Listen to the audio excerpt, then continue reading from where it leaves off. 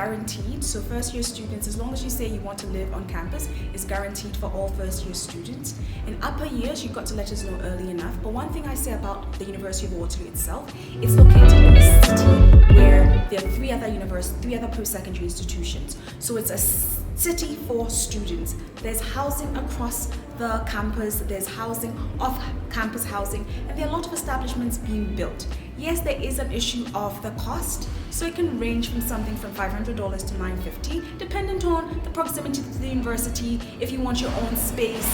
One thing that I did, and I always refer back to my experience because I was at Waterloo, so I can speak to the experience. And I understand that my experience is not the same for everyone, but I can speak to the experience in terms of I lived in a house in my second year with 3 other friends that I met in residence.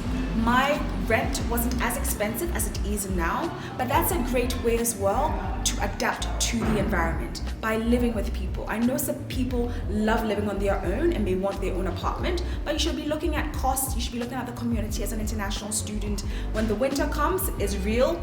Those winter blues are no joke, and so having a community around you is very important.